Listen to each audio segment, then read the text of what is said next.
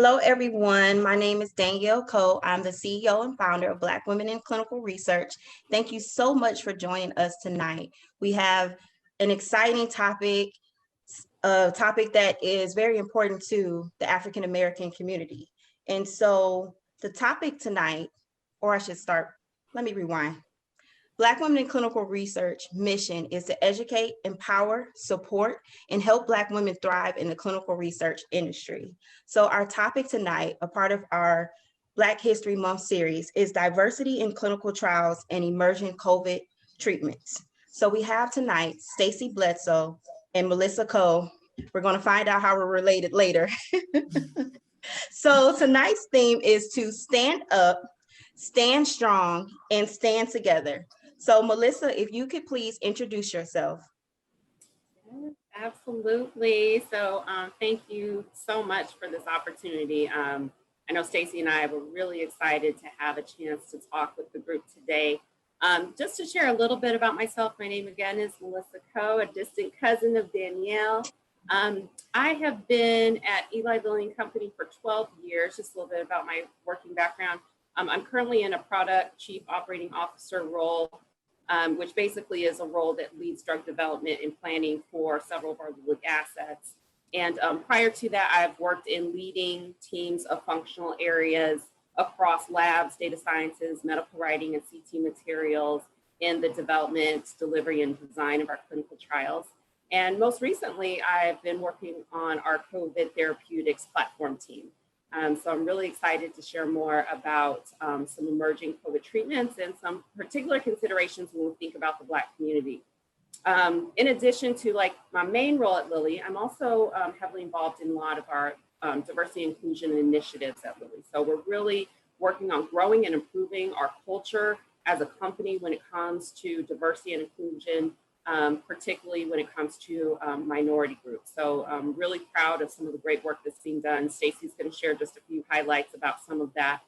The other thing that I wanted to share before we kind of get started is, my background is operational. I don't have a medical background, so I just want to give that disclaimer that I'll be sharing more from an operational perspective of some of the key learnings in COVID treatments and how we can bring those, hopefully, to the Black community in more active and more just trying to reach more broadly across the Black community.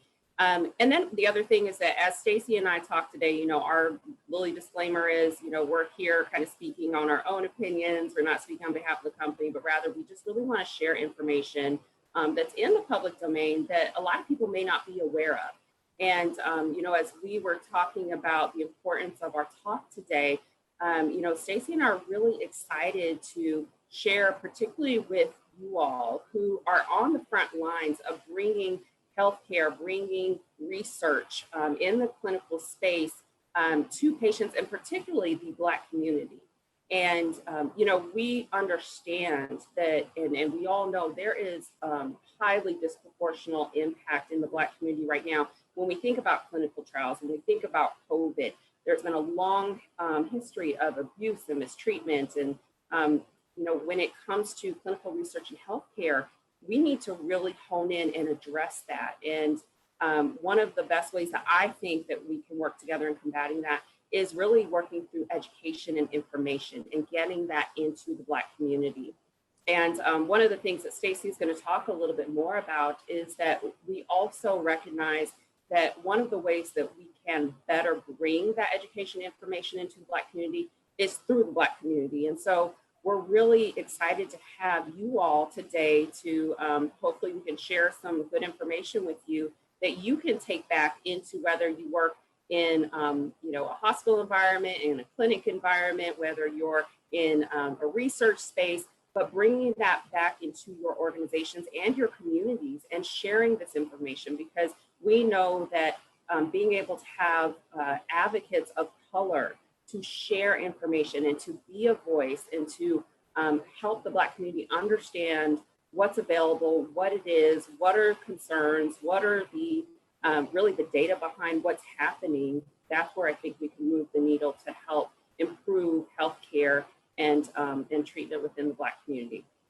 So I'm going to hand it over to Stacy to do her introduction, and to share a little bit more about clinical trial diversity and work that we're doing at Lilly.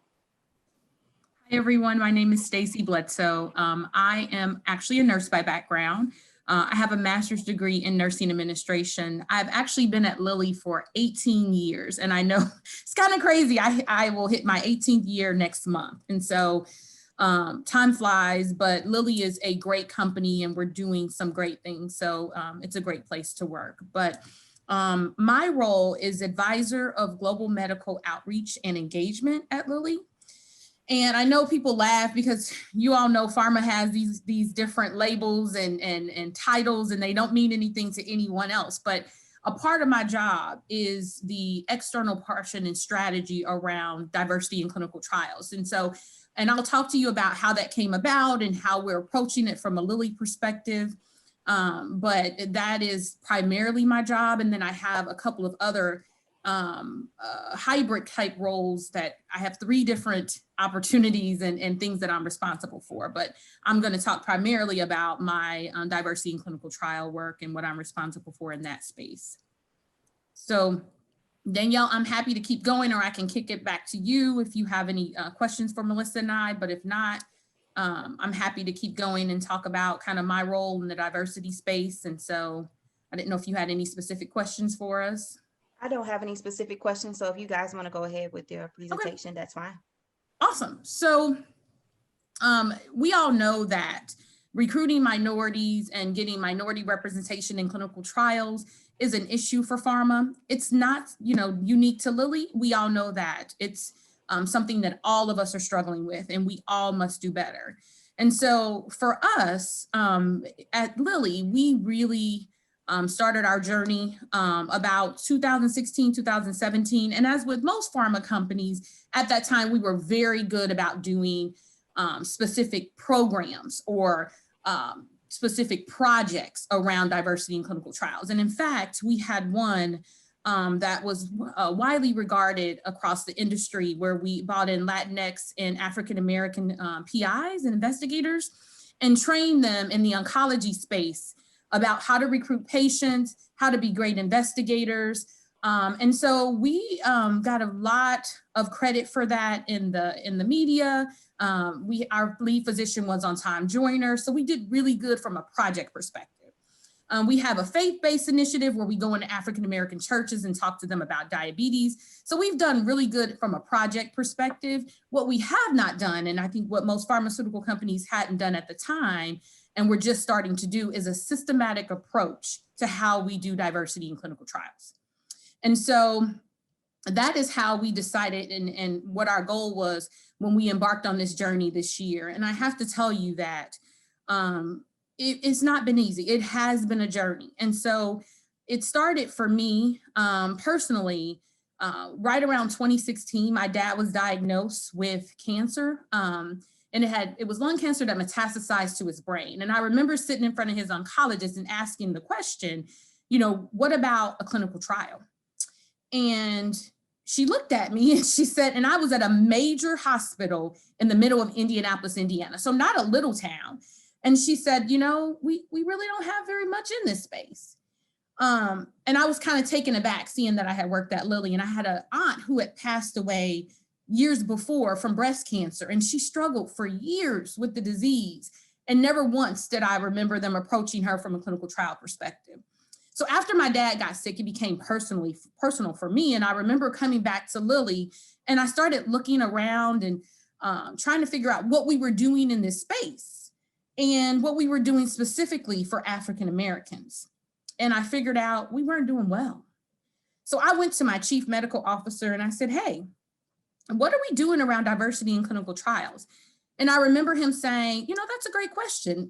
We should be doing better. We believe that we must, start to do better. And he told me to go talk to different people within the organization. So I went to several VPs and medical directors. And I said, what are you doing? And you all would not believe, every single one of them were like, oh, Stacy, we should be doing better, but I don't own it.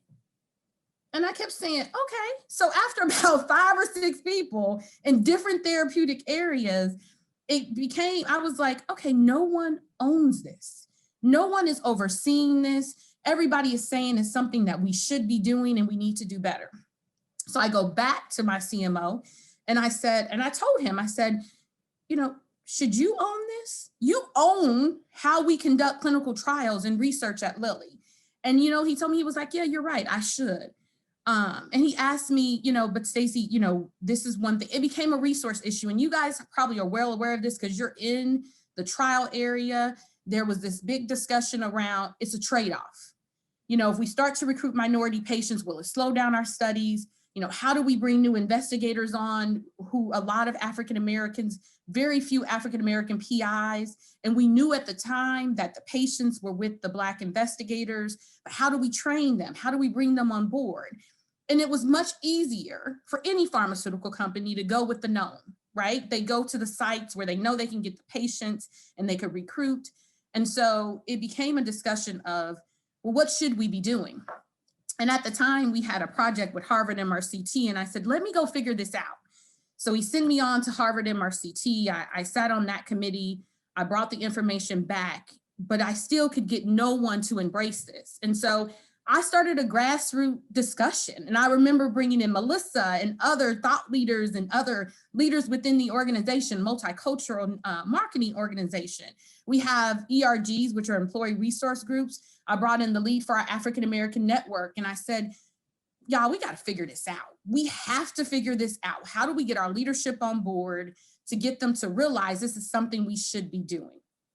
So we started putting together kind of how this should happen, what we needed to say, what we needed to do, how to approach it. And then COVID happened. And when COVID happened, Lilly, along with about 9 or 10 other major pharmaceutical companies, received a letter from the Senate. And it's a public letter, it's out there. And they asked us what we were going to do about COVID-19 and recruiting minority patients specifically. And in that letter, it talked about the fact that Black and Hispanic and Latinx individuals were disproportionately impacted by COVID and were dying from COVID. And as you can imagine, when pharmaceutical companies get these letters, we have to respond. It's not like we can just take them and, you know, say, okay, well, they said we should be doing better. We have to give them a plan as to what we were going to do. And I received an email from my CMO and he said, what are we doing in this space? And I was just like, really? And I kind of gave him a list of everything that we had done and everything that we had deprioritized. And it was like there was fire underneath this topic. And so we started to put together a working group. And it was interesting because the person who they put over this was from Australia. And Melissa knows. And she came to me and she said, I don't know anything about diversity in clinical trials in the US. Can you help me? And so I was able to kind of work with her. And, you know, they were open at the time. I was like, the first thing we need to do is have a clear strategy and vision of how we are going to address this. And the only thing that was in the back of my mind is the question I get from everybody within Lilly and even external Lilly, why is this time different? What are you doing differently that we haven't done before? Because we've said multiple times, this is something we should be doing. It's important that we do it, but it's never been resourced to be successful. And so I sat down and I said, you know, we worked for an entire week straight and I handed them a paper and I said, this is what I believe we need to be doing. These are the goals that I think we need to do. And so after about, because you can imagine you're talking VP, CMO, about 4 or 5 months, we did successfully come up with what we believe our goals are and where we're going to move from a company perspective. So for me, it wasn't just about getting those goals. I pushed to say, okay, now that we have them and we're all in agreement, I want them on our website, right? I want anyone who comes to lilly.com to see the fact that we are committed to this, that we are resourcing this, and that we're going to move this topic forward this time. And we're not just going to have discussions. So I'm going to share with you my screen, and we're on lilly.com. And let me just tell you all, it is not very pretty, y'all, okay? Because my goal for last year was to get this out there in the public domain. And so now I'm going back to say, how are we going to make this nice and pretty? So our goals, which is the other issue, is found underneath our science tab. Go to our clinical trial tab, and then you see our clinical research page. And so it talks a little bit about everything, but what we did is we were able to get our diversity goals put on this page. My goal for the next month is to get it more prominent, but there was a lot of discussion on how to approach this, as you can imagine, and it was important for me to talk about the mistrust issue that exists in the African-American community. And so I pushed to have this section about Tuskegee, about all the barriers and the social economic challenges, and even the fact that COVID-19 has amplified this. But our goals are here, and we have three main goals. Number one, create a robust clinical trial strategy to reach diverse patients. Our goal is to make sure that every clinical trial that we do, if there is an African-American epidemiology data that says 12% of African-Americans in this disease state, we should have 12% in our clinical trials. And we understand that that's not going to happen overnight. So we have milestones, we have things that we are doing, but our goal is to make sure that those two things match up. And so we are really pushing strategically around where should we start? We know we are starting in the US with African-American patients. We're looking at what therapeutic areas we should start in using data to drive that. Our second goal is to make sure that we have diverse sites, diverse investigators, as well as advisors. And so we are trying to figure out baseline data. What does our PI data look like today? And then we want to make sure that it matches the composition of the physician body in the US. So if 5% of physicians are African-American, our investigator pool should look that way.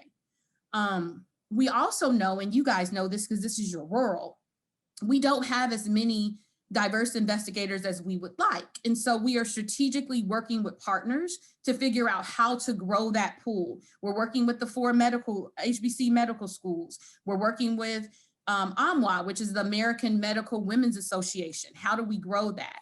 The other thing is we know we can't do this alone. And so we are building diverse partnerships and collaborations with advocacy groups, regulatory agency, and organizations that not only want to make sure they are increasing our diverse representation in clinical trials, but that we are improving health equity.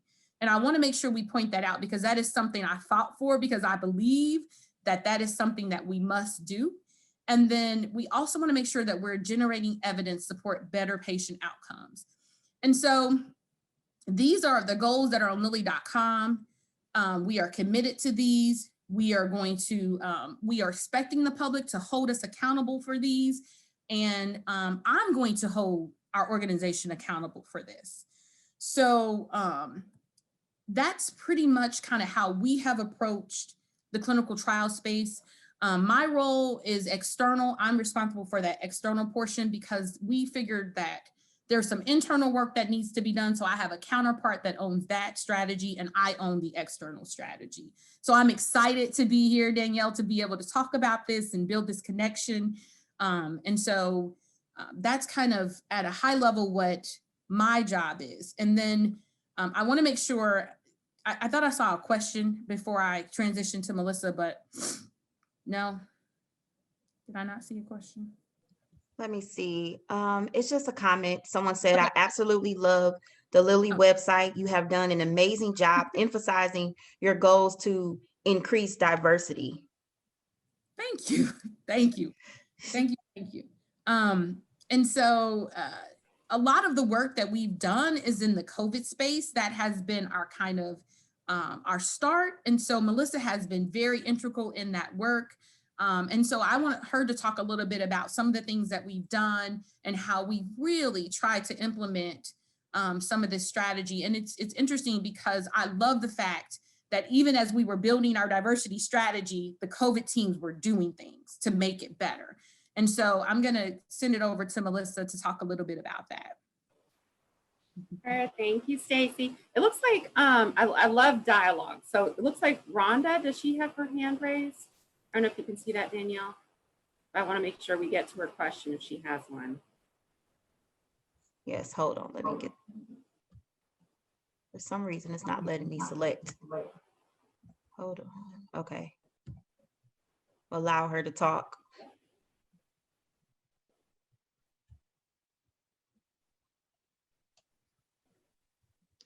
Good afternoon, ladies. I'm sorry it was a mistake, but I am very engaged. I do apologize. Thank Oh, you. no worries. Good to see you out there. You were just giving us a high five, Rhonda. That's what was going on. So thank you for that. Yes, absolutely. Awesome. Okay, well, I'll go ahead and just share some information with you all about some of the work that's being done at Lilly. And again, I just am so encouraged by having your audience today, because I feel like you are that segue to the Black community right now to get information to the Black community. And I'm not speaking as a spokesperson on behalf of Lilly. The information that I'm going to share is something that could be used for multiple therapies. It does not have to be specific to Lilly's. There's other infusion antibody treatments that are available, but we also have recognized that they've been highly underutilized. And there's a lot of people still dying from COVID. And a lot of people don't even know, and particularly in the Black community, they don't even know that there are treatment options that are available. We've gotten so used to hearing from the media and doctors and others that if you get COVID, go home. Don't even come outside. Just lock yourself in your home and stay there. And there are now treatments where you can go and get an infusion, and it is showing significant results in helping people with showing improvement in reduction in hospitalizations and getting sick from COVID. And so, it's not just the Black community, but we know that the Black community is disproportionately impacted by COVID. And so my goal is just to get information out to you all, and then, just give you some tools that you can hopefully take these back to your organizations and your communities, and hopefully start sharing this. And, again, I think that the message of education and information is so critical. I know I personally have been having a lot of conversations with my father. I'm biracial. My father's African American, my mother's Latina. So I look at it from both sides, because both races right now were really disproportionately impacted by COVID. But on my dad's side, he lives down in Texas. He was born and raised in Texas, and he refuses to get the vaccine. And, we've been having a lot of conversations, and he's actually asking good questions. He's trying to understand, is this safe? I don't want to be a guinea pig. I need to understand the, safety. What's the side effects? Who's profiting from this? What are these risks associated to it? And so, I have to, I really am pushing him, but I have to respect those questions, because he's dealt with a lot of things in his lifetime. And I think it's, again, the best way we can hopefully bring treatments to the Black community is through education and knowledge. So just a couple of things before I share a playbook with you that has a lot of information that is in the public domain. I'll show you where you can access it. I did want to share a couple of kind of very recent, exciting results that we're seeing. So right now, we just within the last couple of weeks, we announced that our Blaze 2 nursing home trial.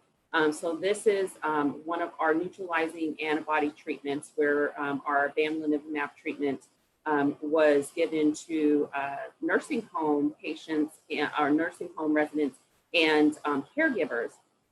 And what we found is that there was an 80% reduction in risk of preventing COVID-19 in the nursing home.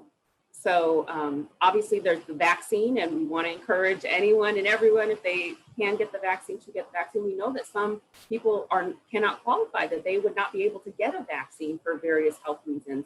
And so this is an alternative. And if there's a shortage of vaccines, or if you don't qualify for the vaccine right now, you can, there are these trials, and we are getting these results from these trials. And as of earlier this week, we also received emergency authorization for use from the FDA for our combination therapy of bamlanivimab and estativimab. So it's two antibody treatments that we've been running clinical trials on. And it's focused on mild to moderate COVID-19 patients aged 12 and older. And within that, we saw reduced risk of COVID-19 hospitalizations and death by 70%. So again, if you know of someone, if you're working with organizations and there's patients that come in and they have COVID, there's an option for treatment. And they need to know what the risks are. They need to know what the process is. And not even just the patients themselves, it's also investigators and site staff. A lot of investigators don't even know how to get these treatments. Where do I go to get it? What sort of information do I need to provide to get my patient to an infusion center to get it? How do I locate these infusion centers? So there's a lot of information out there. So I want to walk you all through where you can find this information, and hopefully you can take this back to your communities and organizations and start sharing. So let me share here. So I led development of this document, so I'm really proud of that. Again, my background is not medical, so I worked with a lot of brilliant doctors and scientists, and we partnered with external organizations. The National Infusion Centers of America organization endorsed the playbook. We also worked with the COVID Prevention Network and a few other organizations to bring this forward.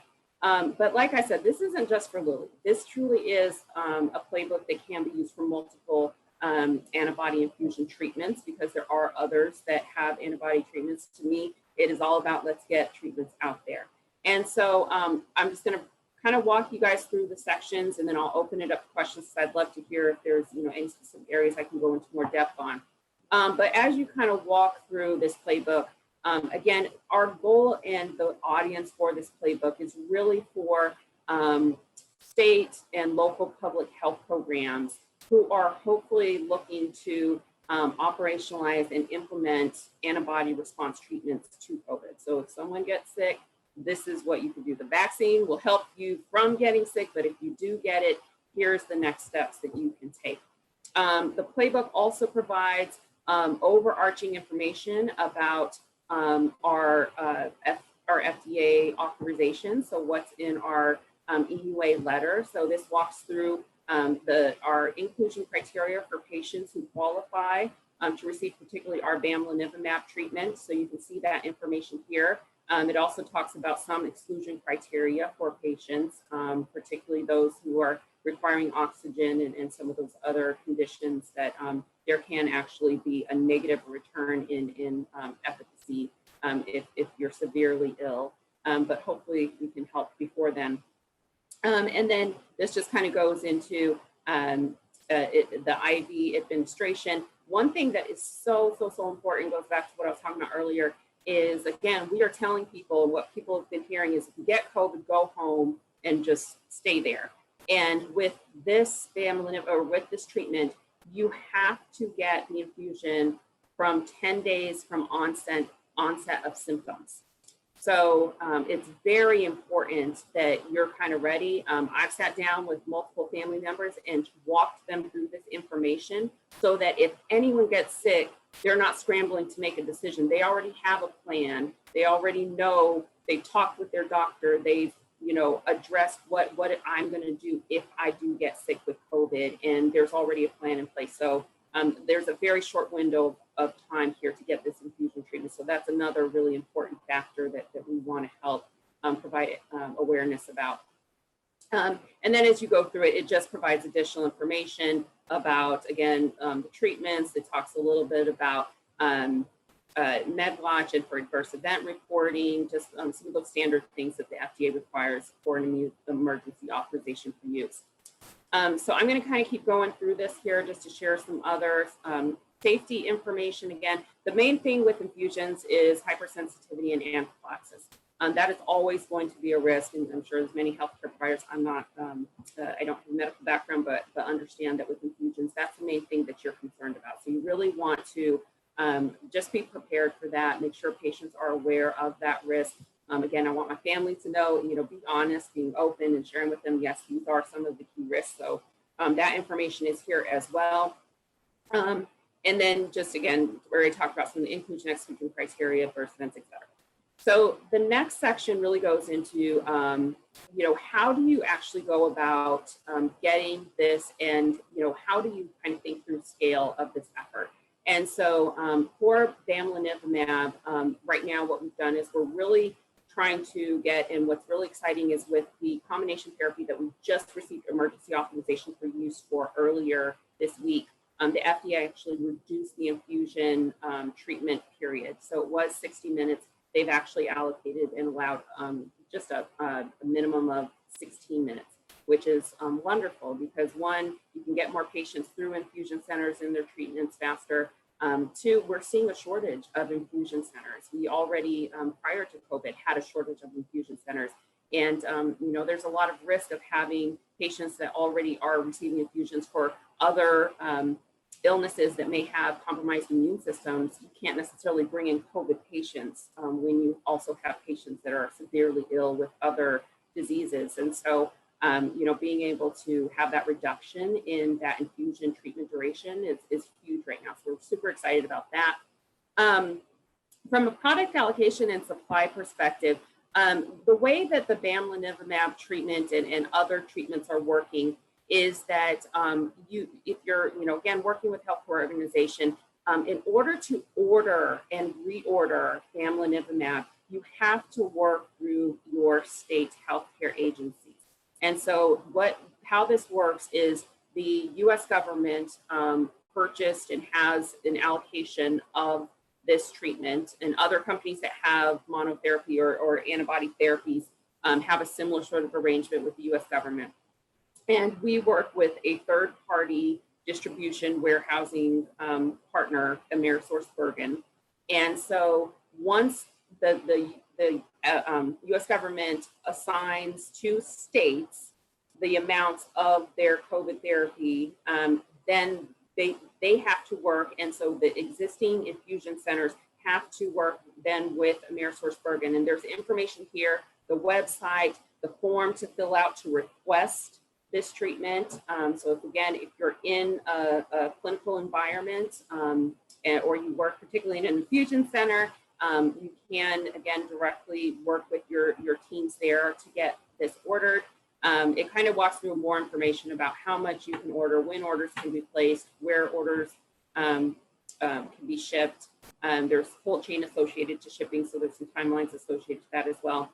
And you know, kind of what I explained earlier again, you know, federal, state governments do the allocation. Lilly does manufacturing warehousing. We get it to our third-party partner. And then again, you can reach out to that email address, and that's where you can work directly with AmerisourceBergen to get it to sites of care so that we can get it to our patients or to those in need. The next session just kind of goes through infusion site recommendations. And one thing that we're really careful about here is we always want any sort of healthcare infusion center to follow your local laws, regulations, and guidelines and policies. So again, these are recommendations. This is based on a lot of information that we have gathered through our COVID clinical trials. We've been running a lot of clinical trials over the past year, but you know, there's still a lot that we're learning. So we want to just reinforce that message. If you use this information, just make sure that, again, you always defer to your local laws and regulations.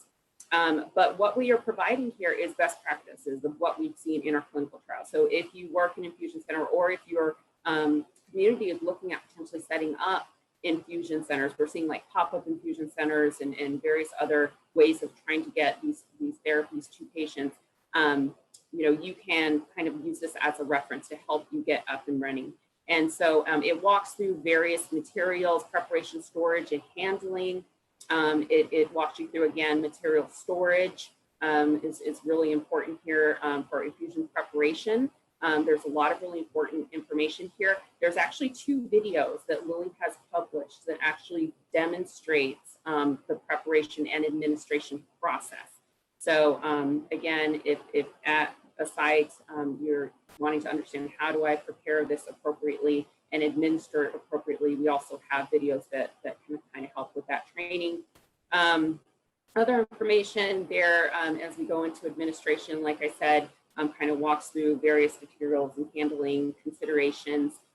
This just kind of walks through recommendation for dilution and administration instructions for bamlanivimab. One other key consideration is that infusion pumps are at a shortage, unfortunately. Again, infusion centers have been dealing with supply issues. Infusion pumps are also at a premium right now. And so there's also some information for gravity infusion, which again can be very beneficial if you're trying to set up like a pop-up infusion center, et cetera, where it kind of helps with calculation, how to appropriately administer it for the appropriate administration duration of time that's needed. And then the last couple of sections here are really just kind of getting into additional resource and equipment considerations, staffing recommendations. Again, follow your local state guidelines, but here's what we found in our trials. This was kind of some of those key roles and individuals that we partnered and found that we were really critical in bringing these therapies forward in infusion environments. Also site of care materials. Just a list of things here to consider, from PPE to infusion supplies to general supplies, so that as, again, you're looking at setting up those infusion centers, you kind of know what equipment you'll need. There's also a section here on long-term care facilities. We know, again, just disproportional impact to long-term care residents. And so what we have found, again, we're really proud of the work we've been doing in our mobile research unit trials with long-term care centers. So we've taken a lot of learning that we've gotten from that. The distribution process is somewhat different, so it kind of walks through that, because typically long-term care facilities have a pharmacy provider who is going to prepare the infusion. So there's some considerations for that. Also, the reimbursement process through Medicare, and some additional links to information for reimbursement with Medicare is there. The order set and infusion flow sheet, I think, is really important. Sometimes, you know, as you're working with your doctor, a lot of doctors aren't even aware, like, well, what do I need to include in this order? And, you know, the flow sheet as well, to keep track of patient data and information and treatment and progress of patients. That has been developed. We did this in partnership with the National Infusion Center Association. So this is readily available to hopefully get the treatment out and ordered. And then just some additional things here on education and awareness. Again, you know, when we talk about monoclonal antibodies, what are we talking about? How does it work? What's similar? What's different when you kind of think about this versus vaccines? When you think about key factors and different population stages of disease. We also worked with, again, the COVID Prevention Network, and they provided some additional data or educational information here. So that's kind of like the main content here that I wanted to share with you all, that, again, we really want to make sure is available. I'll put it in the chat, a link to the bamlanivimab playbook. Again, this is in public domain. So again, we just really encourage you to check out the information, share this information with your organizations, with your communities, and hopefully we can bring more of these type of COVID treatments to the Black community. Thank you so much, Stacy and Melissa. So we do have a question. Let's see. One of the questions is, do the antibodies recognize the African and UK variant spike proteins? Mm-hmm. Great question. So we have done some testing with the UK variant, and we are very confident that it is addressing the UK variant. The South African strain, we are still assessing and not sure that it is going to address that variant at this time. So there's more work that needs to be done with the African strand. Okay. And Christine asked if you guys could drop the link for the playbook, and asked is the playbook public? Yes, and the playbook is in the public domain. I will put this in the chat right now, so if anyone wants to go out and take a look at it. We have a website. It's bamlanivimab.com. That word is already, you know, so difficult to say. So I will put that in there. There's other information on bamlanivimab.com that is helpful. But I'll send you a direct link to the playbook and also to the bamlanivimab site for additional information as well. Okay. We also have another question from Rashida. Is it a lot of pressure to complete these dual roles along with your everyday tasks? How do you manage it? Stacey, you can talk about that. Great question, Rashida. And, you know, I think The great thing is I have the pleasure of having a hybrid role of things that I enjoy doing. And so I know we weren't here to necessarily talk about my career stuff. And Danielle, I am happy to come back and have that discussion because my career path has been non-traditional in nature. And I've had to kind of forge my own way. But to answer your question, so the other two parts of my job, because I have three things that I do. One of them is we have an employee volunteer program where we send our employees out for 2 weeks out of the year to volunteer in different countries. I own the program for our physicians, nurses, and pharmacists. And I have programs in rural Ghana where we're doing medical clinics. I have one in Panama, Ecuador, Greece. And so I have had the pleasure of going to several countries and making sure that we have the ability to provide hands-on medical care in rural areas with individuals that need it, that cannot get it any other way. So that's one part of my job. And so it's something that I love. And so it's really easy. I think you just have to make sure whatever your hybrid opportunity is, that it's something that you enjoy. And so I'm able to kind of have a job where I love the external engagement part for diversity in clinical trials and working with organizations to figure out how we can do better as a company. And so that's the important part. I think now I can tell you, it's a trade-off discussion, it's trade-off decision every day. So it does take some planning, but it's been good for me. Okay, we have another question.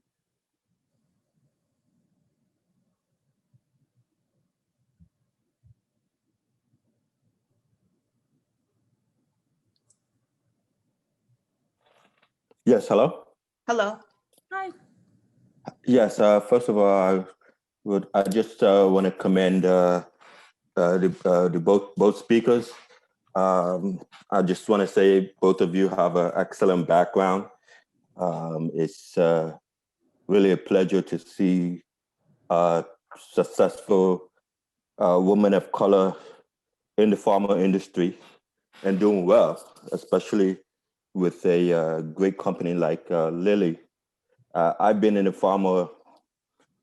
life sciences basically since '99, specifically in pharma. And I remember interviewing with Lilly back in 2002, so late 2002. And even during the whole interview process, they treated me well. I mean, they flew me to Indianapolis. I got to meet, to visit their site, and everything went well. I mean, they even had a limo waiting for me at the airport.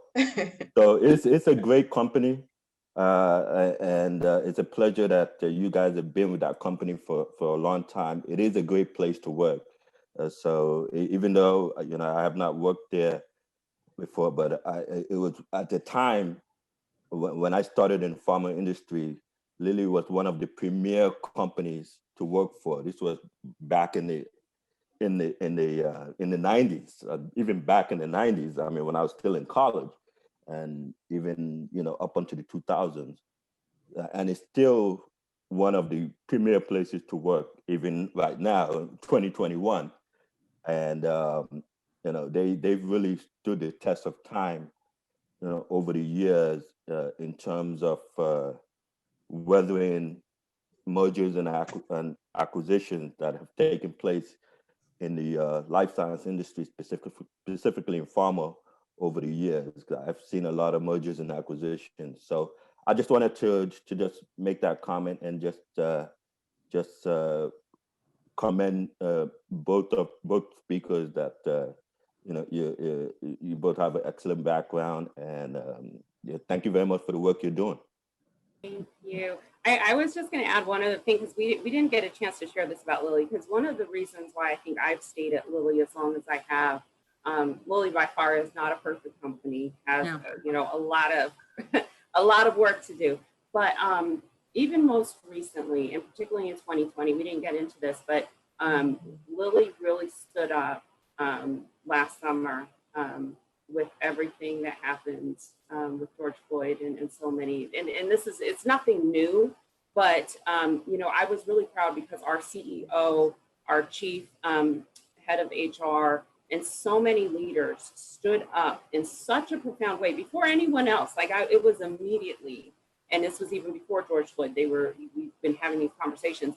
But Lilly took a stance with the Indiana state and governments, and made an investment. We did a standing in solidarity action plan, and we've invested $20 million and 20,000 hours to organizations local in the Indianapolis and Indiana area that are working to fight racial injustice. And it's something that is just a commonplace conversation at Lilly now, that this is something that is not acceptable, and we have to fight for these things. And it's just refreshing because it's not just people of color anymore saying this, standing up and speaking very directly to the injustice that has been going on for years and years. And we've been on a journey. Our D&I office is amazing. It's led by Joy Fitzgerald. Don't know Joy, look her up. She's taken our company a long way, and it's been years of education. We started with education because people just, needed that first, but now we're getting to action. And so that's one of the big things that keeps me at Lilly, is feeling like it's an organization that's willing to invest, not just in diversity in clinical trials, but in our communities to see racial equity as well. So I have a question. So what is Eli Lilly doing to hire more diverse candidates? They have anything in place? Like, what would you say for someone who's here today that's interested in working for Eli Lilly? So I can share just a couple of things. So we've implemented a few programs right now that are really targeting bringing in people of color, particularly African Americans, and within my organization. So Stacey and I both work on the Lilly Research Lab side, where we really need to see improvement, and particularly at higher levels within the company too. So I think we've been doing better from a hiring and staffing for entry-level positions, but then once you get in, it's, how do we make sure that higher levels in the company are also filled by people of color, particularly women of color. And so there's a few different initiatives that our organization has rolled out in the past few years. One of them is it's called is the MIH program. So one of our senior VPs have started working with various organizations to bring in minority scientists. So that is one avenue to come into the organization. It's an awesome program. They recruit at various schools. We're also right now working on, just across, our Indianapolis community, and kind of re-leveling entry-level positions.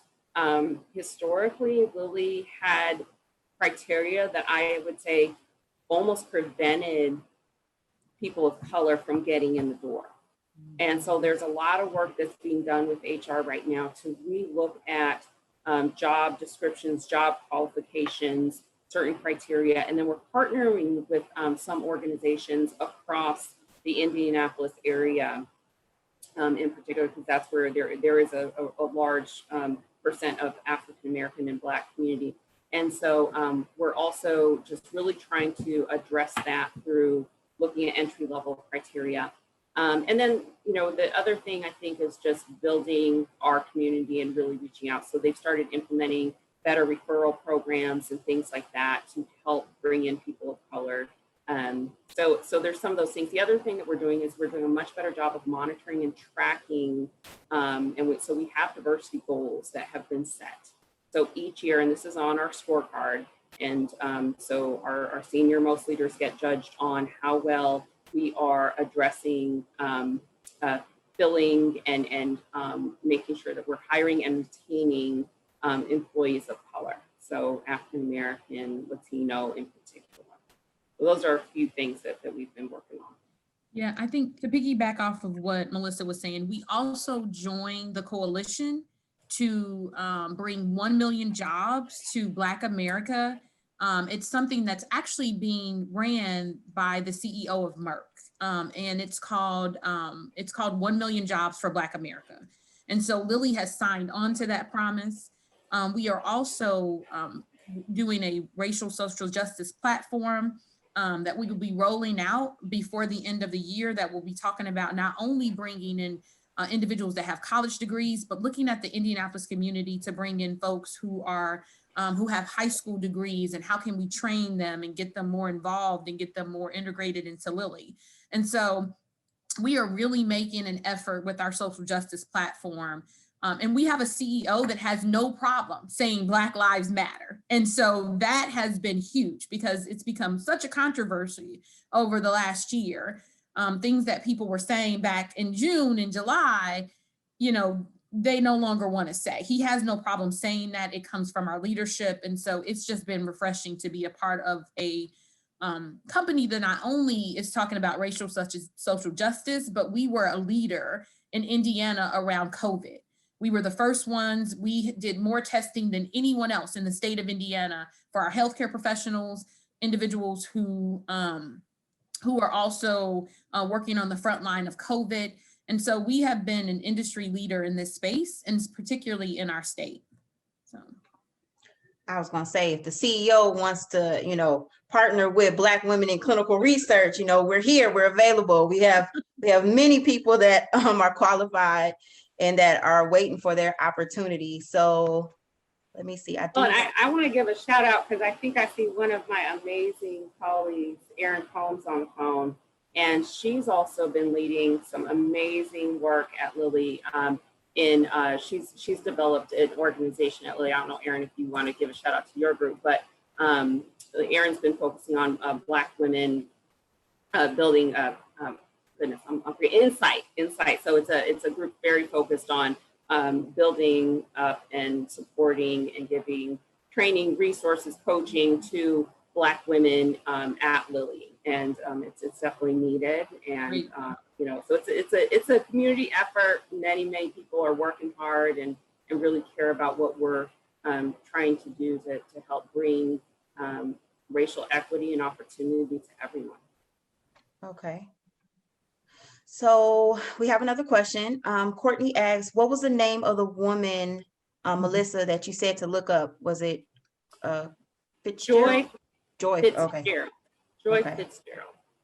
Okay. And so then we have two questions also. So we have a member from Latinos in Clinical Research, and I'm not sure if you guys know that I was the inspiration for Latinos in Clinical Research after I talked to Dan Cerfera. So like once he heard my story with Black women in clinical research, he got so inspired and he created Latinos in Clinical Research. So we're actually partnering with Latinos in Clinical Research. So Christine said that she's a member, she's part of Latinos in Clinical Research, and it is so refreshing to hear that Lilly is increasing diversity within the company. Do you have any contacts that focus on recruiting employees of color that we can reach out to? Yeah, let me, I was trying to look for any links while we were talking through that. Let me see if I can find something, and then Danielle, if I can send that. Uh-oh, did we lose Melissa? It froze. Okay, so okay. We Melissa, didn't hear you, Melissa. It froze for a little bit. Yeah. All right, go ahead, Stacey, go ahead. No, I think you were saying that you would see if you could find a link and then share it with everyone. Okay, you cut off right in the middle of your statement. So, but I agree with you. I think we need to look and see what we can find, because I hate for people just to do that. Oh, go to lilly.com and look it up. So we'll see what we can find and send it out without giving you the standard go to lilly.com. Right. Find the plug. Who's the plug? So the next question is from Rhonda. She said, first, thank you ladies for sharing your background in operation and medical. Little to no information is shared about our community other than the huge impact. I know there's a lot of work to do going forward, and I appreciate you. Oh, she's just telling you guys that she appreciates you and the information. Thank you. Another high five from Rhonda. Thank you. So would you guys like to drop your LinkedIn URL? Like, what if people would like to get in contact with you? That's a great way. So like, please do feel free to reach out to me directly, and just let me know kind of, again, if there's a particular area of interest. I think that's a little bit easier because then we can kind of pinpoint areas. But I'm happy to drop that in here so that we can, if anyone would like to reach out, I'm more than happy to talk. Okay. Let me see if anyone has any more questions. And it looks like folks are finding me. I need to update my profile. I just told Danielle that in the beginning. I don't even know if my title is updated. So I did tell Stacy that if she needs, we're just going to throw a little plug in, another plug in here, that if she needs her LinkedIn updated, Black Women in Clinical Research will help you update your LinkedIn, your summary, and your whole page. And also, in addition to that, Black Women in Clinical Research, I believe she is on, yes, she is, Andrika Thomas, one of our admins, and she's also the creative director. She will take your selfie or your photo and turn it into a LinkedIn ready professional photo. And so that's another service that we offer. So have no fear. If your LinkedIn is not up to date, we got you. Or should I say, and yeah, Andrika got you on the personal pictures though. Oh, she wanted me to say flyers too. She does all of the flyers for Black Women in Clinical Research. She even did the flyers for today for our Black History series. She does all of the presentations. She's wonderful. And I believe Rashida is also on here, my other admin. Yes. So if no one has any other questions, I want to be very conscious of everyone's time. I know that it's 9 o'clock. So I just want to thank the speakers, Melissa and Stacy, so much for sharing the information. It was things I didn't even know. I wasn't even familiar with the infusion centers, but I did have one last question because I don't know if we covered this. How do people find the infusion center? Is there a way that they can locate their closest infusion center? Yeah. So there are some different infusion center finders. It's actually out on the FDA site. I can drop that also in the link. I'd have to find it, but there is an infusion center locator that was just recently published. So I can go ahead and drop that in the chat as well. Okay. Well, thank you, everyone. We're just going to keep the chat open for a little bit so that Melissa can drop the link in for anyone who's interested in the infusion center. And thank you, guys. Thank you, everyone. And you have a great night. thank you.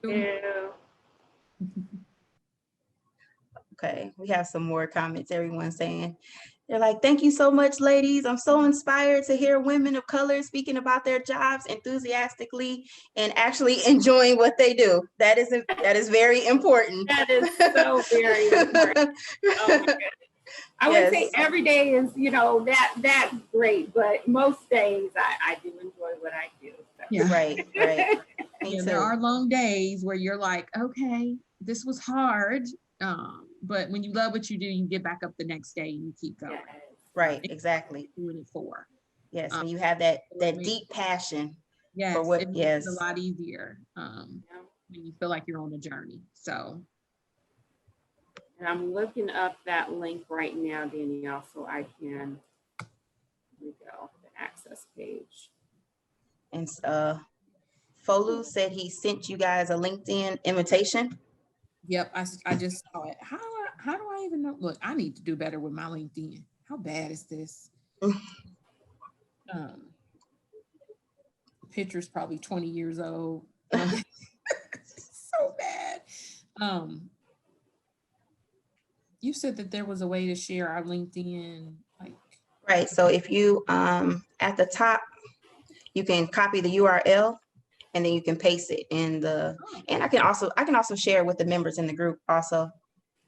Oh yeah. Oh, Andrika shared hers.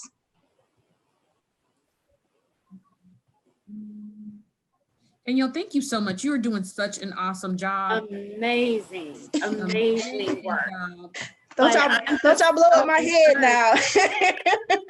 I'm like so impressed that you started this initiative, that you you are doing it. Like, I've just been so encouraged. I'm like, you're doing big things. I'm just, you are truly, this is how we really elevate and take things to the next level. And, we have to build more of these networks and very specifically to help what you're doing, the stand up, stand strong, stand together. I mean, we don't always feel, I do not feel that in a large corporation. You know, I can call Stacy and, you know, a few other people when I'm, you know, but